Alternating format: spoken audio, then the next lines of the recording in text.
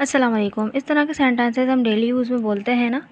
बात ये है कि बात ये थी कि बात ये है कि ज़ाहिर सी बात है हम प्रेजेंट में बोल रहे हैं और बात ये थी कि हम पास्ट में बोल रहे हैं। तो सेंटेंसेस इस तरह से होंगे जैसे बात ये है कि वो यहाँ आने से डरता है, बात ये थी कि मैं उस वक्त मसरूफ़ था। इस तरह के सेंटेंसेस को बनाने के लिए क्या स्ट्रक्चर यूज़ करते हैं, चलें देख लेते हैं। तो सेंटेंस स्ट्रक्चर ये है। तो बात ये है के लिए हम यूज़ करते हैं द थिंग इज़ दैट या द पॉइंट इज़ दैट, दोनों ही हम यूज़ कर सकते हैं, ठीक है ना। और मैंने सेंटेंसेस भी हर सेंटेंस का द थिंग इज़ दैट से भी लिया है और द पॉइंट इज़ दैट से भी लिया है। और उसके बाद आएगा सेंटेंस, कंप्लीट सेंटेंस लिख देंगे हम, जो भी होगा जिस भी फॉर्म में होगा वो सेंटेंस लिख देंगे। तो चलें इसको सेंटेंस की मदद से देखते हैं ताकि और अच्छी तरह से समझ में आए। पहला सेंटेंस है, बात यह है कि अब वो चल नहीं सकेगी। बात यह है कि अब वो चल नहीं सकेगी। सकेगी तो कोई काम कर सकना है ना, कैन का यूज़ होता है, लेकिन कैन का जो है फ्यूचर यूज़ नहीं होता। तो कैन का तो फ्यूचर यूज़ होता नहीं है, लेकिन उसी सेंस में सकेगा सकेगी कोई काम कर सकने के लिए हम विल बी एबल टू का यूज़ करते हैं। और इस पर मैंने एक वीडियो बनाई हुई भी है। और अब के लिए हम एनी मोर का यूज़ करेंगे। अब वो चल नहीं सकेगी तो the thing is that she will not be able to walk any more, ठीक है। Will not be able to मैंने किस लिए, चल नहीं सकेगी, नहीं सकेगी के लिए विल के बाद नॉट जैसे जाते हैं, नेगेटिव सेंटेंस है तो विल बी एबल टू होगा हमारे। अगर हम पॉजिटिव सेंटेंस बनाएंगे सकेगी, सकेगा, वो कर सकेगा, वो जा सकेगा, तो उसके लिए हम विल बी एबल टू का यूज़ करेंगे। और अगर नहीं तो ज़ाहिर सी बात है विल के बाद नॉट आ जाएगा। तो she will not be able to walk any more, ठीक है, यानी वो अब नहीं चल सकेगी। और नेक्स्ट मैंने इसी सेंटेंस को द पॉइंट इज़ दैट से बनाया है। The point is that she will not be able to walk any more. She will not be able to walk any more, यहाँ पे दोनों में सेम रहेगा, बस क्या है यहाँ पे थोड़ा सा चेंज आया किसका, द पॉइंट इज़ दैट का, द पॉइंट, ठीक है। तो दोनों तरह से सेंटेंस को हम बना सकते हैं। नेक्स्ट सेंटेंस देखें। नेक्स्ट सेंटेंस है, बात यह है कि वो यहाँ आने से डरता है। बात यह है कि वो यहाँ आने से डरता है। तो आने से डरता है, डरने के लिए हम क्या यूज़ करते हैं, अफ्रेड ऑफ, है ना। और क्योंकि यहाँ पे किसी काम से डरने की बात हो रही है तो यहाँ पे हम क्या लगा देंगे, यानी आना जाना, उसको हम जेरंड फॉर्म में लिख देंगे। तो देखें सेंटेंस देख लेते हैं। The thing is that he is afraid of coming here. The thing is that he is afraid of coming here, ठीक है।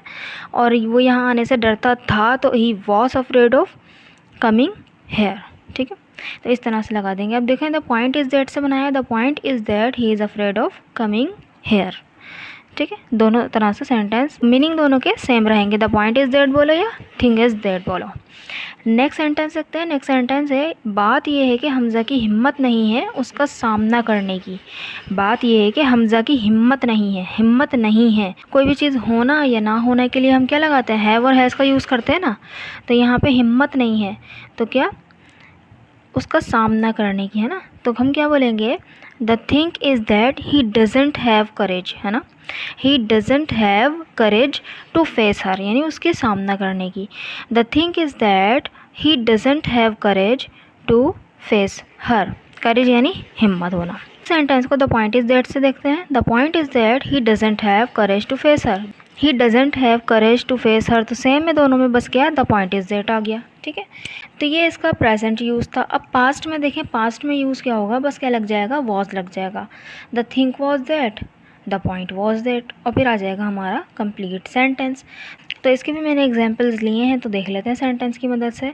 बात ये थी कि मैं उस वक्त मसरूफ़ था। बात ये थी कि मैं उस वक्त मसरूफ़ था, है ना। बात ये थी कि मैं उस वक्त मसरूफ़ था, तो मसरूफ़ था तो ज़ाहिर सी बात है ये हमारा क्या है, सिंपल पास का टेंस है ना। तो हम क्या बोलेंगे, the thing was that I was busy at that moment.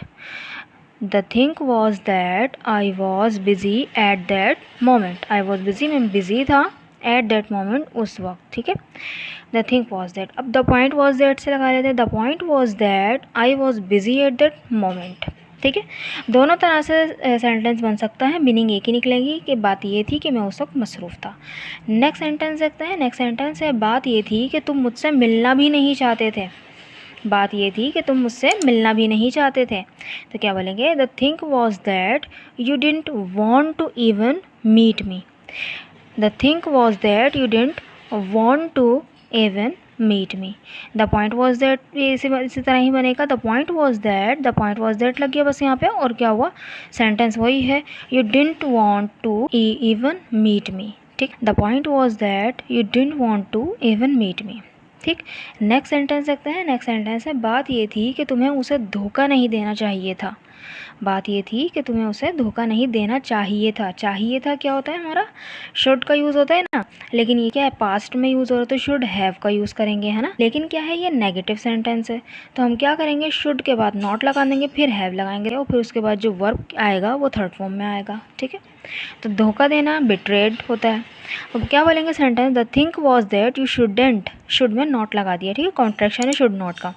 Shouldn't have betrayed him, यानी उसे धोखा नहीं देना चाहिए था। The think was that you shouldn't have betrayed him. इसी सेंटेंस को द पॉइंट वॉज दैट से बना लेते हैं। The point was that you shouldn't have betrayed him. ठीक है, तो आई होप आपको यहाँ तक वीडियो समझ में आई होगी और अच्छी तरह से आपका ये कॉन्सेप्ट क्लियर हो गया होगा। एक यूज़फुल स्ट्रक्चर था और बहुत आसान भी था।